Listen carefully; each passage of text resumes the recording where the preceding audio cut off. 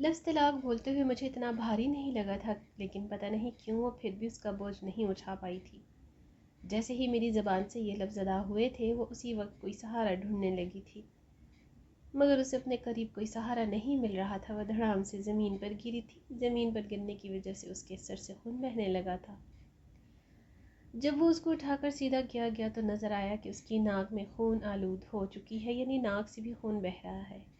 پہلے تو مجھے لگا کہ یہ ناک سے خون ناک پر چوٹ لگنے سے بہہ رہا ہے۔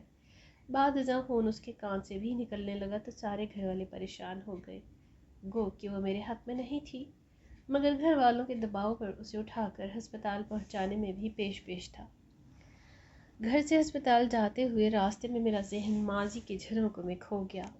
مجھے یاد آ رہا تھا کہ وہ والدین کی کتنی لاڈلی تھی۔ اس کے والدین نے شادی سے پہلے کتنی اچھی طرح چھان بین کی تھی، اور پھر جب بھی میری اور اس کے والدین کی ملاقات ہوتی تھی تو وہ مجھے ایک ہی بات کہتے تھے کہ بیٹا، ہماری بیٹی معصوم ہے، دنیا کی سمجھ بوجھ نہیں رکھتی، تم اس کی غلطیوں کوتاہیوں سے درگزر کرنا، اللہ تعالیٰ تمہاری خطاؤں کو بخشے گا، ان سے درگزر کرے گا۔ تب میرے دل میں بھی کوئی میل نہیں تھا۔ میں ہمیشہ ان سے کہتا تھا کہ آپ کو میری طرف سے کبھی کوئی شکایت نہیں ہوگی، مگر جیسے جیسے اس کے والدین میرے سامنے جھکتے گئے مجھ میں اکڑ آتی گئی۔ پھر میں نے مطالبات شروع کر دیے۔ شادی سے پہلے ان کو میں نے اپنے جہیز کی ڈیمانڈ دی، جس میں سب سے پہلے میں نے اپنے اور اپنے گھر والوں کے لیے کپڑے اور جوتے رکھے۔ اس کے بعد ہمارے گھر میں ساری سہولیات تھیں، مگر میری بہنوں کے پاس فریج اور ٹی وی نہیں تھے، تو میں نے فریج اور ٹی وی بھی بطور جہیز مطالبے میں رکھا۔ میں جانتا تھا کہ اس کے والدین کی اتنی حیثیت نہیں ہے، لیکن نہ مجھے یہ یقین ہو چلا تھا کہ وہ سفید پوش لوگ ہیں۔ وہ اپنی عزت بچانے کی خاطر میرے مطالبے ضرور پوری کریں گے۔ شاید میں یہ سب نہ بھی کرتا، لیکن میرے گھر والوں کی مرضی بھی اس کام میں شامل تھی کہ میں اپنے سسرال والوں سے ان سب چیزوں کی مانگ کروں۔ میرا اپنا دل بھی کچھ حریص ہو گیا تھا۔ جب مجھے اپنے گھر والوں کی طرف سے شہ ملتی گئی تو میں نے نہ صرف اپنے گھر والوں اور اپنے بھائی بہن کی ضروریات کے تمام سامان کی فہرست بنوا دی، بلکہ ساتھ اپنے لیے ایک موٹر سائیکل کی طلب بھی کر دی۔ مجھے یقین تھا کہ میری بات رد نہیں ہوگی، اور ایسا ہی ہوا۔ پہلے انہوں نے مجھے کچھ منت سماجت کی کہ ان کی اتنی حیثیت نہیں ہے، مگر جب میں ضد پر اڑا رہا تو انہوں نے میری ضد پوری کر دی۔ یوں یہ سب چیزیں میرے گھر آ گئیں۔ جیسے ہی یہ سب چیزیں میرے گھر آ گئیں اور میری بیوی بھی رخصت ہو کر میرے گھر آ گئی، تو میں نے اپنی بیوی کے ہاتھوں سے یہ ساری چیزیں اپنے گھر والوں میں تقسیم کروا دیں۔ گو کہ جب میری بیوی یہ چیزیں میرے گھر والوں میں تقسیم کر رہی تھی تو اس کے ہاتھ لرز رہے تھے، اس کی آنکھوں میں نمی تھی۔ شاید یہ سب کچھ بانٹ دینے کے بعد وہ بہت دیر تک روتی بھی رہی ہوگی، لیکن یہاں اس کے رونے سے کسی وقت پڑنا تھا؟ یہ اس کے باپ کا گھر تھوڑی تھا۔ جب سب نے اپنی اپنی چیزیں لے لیں اور وہ اپنے اپنے گھروں کو چلے گئے تو اس کے بعد میرا اور میری بیوی کا ذاتی وقت شروع ہو گیا۔ مجھے اس کی وفا پر کوئی شک نہیں تھا۔ اس کی وفا کی انتہا یہ تھی کہ میرے کہنے پر اس نے اپنے زیورات تک میری والدہ کو دے دیے تھے، بلکہ ان میں سے کچھ میری بہنوں نے بھی تحفے میں لے لیے تھے۔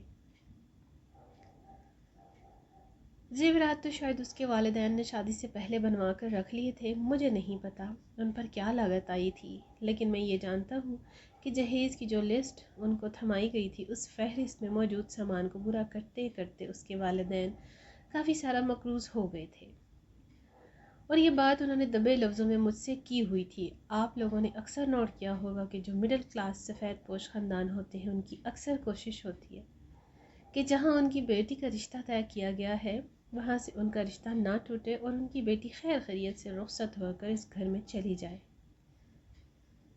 حتیٰ کہ یہ انتہائی غلط بات ہے جب آپ لوگوں کو یہ یقین ہو جاتا ہے کہ سامنے والا خاندان انتہائی گھٹیا اور اوچھی حرکات پر اتر آیا تو آپ کو رشتہ توڑ دینا چاہیے، مگر نہ جانے کیوں لوگ ایسا نہیں کرتے۔ میری بیگم کے گھر والوں نے بھی ایسا نہیں کیا تھا۔ وہ رخصت ہو کر ہمارے گھر میں آ تو گئی تھی، اور جتنا عرصہ وہ ہمارے گھر میں رہی تھی اسے سکھ کا سانس نصیب نہیں ہوا تھا۔ اس پر میرا اور میرے گھر والوں کا اتنا روب تھا کہ جب ہم اسے بلاتے تھے تو وہ کانپنے لگتی تھی۔ وقت مزید گزرا تو اس کی تابع داری اور فرما برداری ہم کو اس پر سوار کرتی گئی، اور ہم اسے انسان کے بجائے جانور بلکہ ایک مزدور سمجھنے لگے۔ اب کوئی بھی اسے گھر کا فرد سمجھنے کی بجائے اس کو ایک ملازمہ مان کر اسے حکم دیتا تھا۔ یوں ہم لوگ اس پہ سوار ہوتے گئے اور وہ نیچے دبتی گئی، یہاں تک کہ حالات ایسے ہو گئے کہ لوگوں کو اس کے احساسات اور جذبات اور خواہشات تک کا خیال نہ رہا۔ جوں جوں وہ جھکتی گئی میرا سارا گھرانہ اس پہ سوار ہوتا گیا۔ اب سب لوگوں کو اس پر حکومت چلانے کی عادت ہو چکی تھی، کوئی بھی اس کے منہ سے نہ نہیں سننا چاہتا تھا۔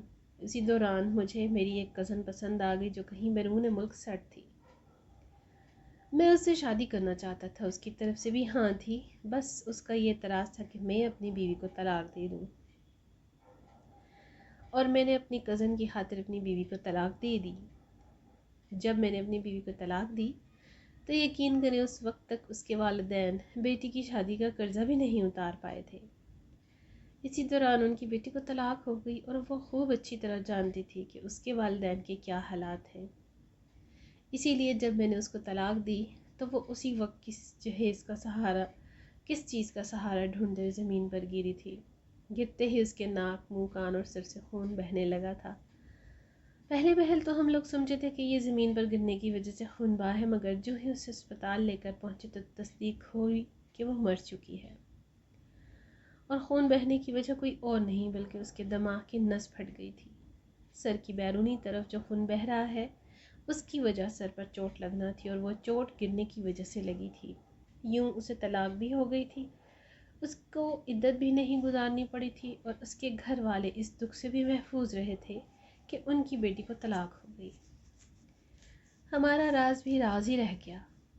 اس کی موت کے بعد میں نے جلدی اپنی کزن سے شادی کر لی اور اس کے ساتھ شادی کر کے انگلینڈ چلا گیا۔ وہاں جا کر میرے اور اس کے درمیان کچھ اختلافات بن گئے کیونکہ میں ایک فرمانبردار بیوی کا عادی تھا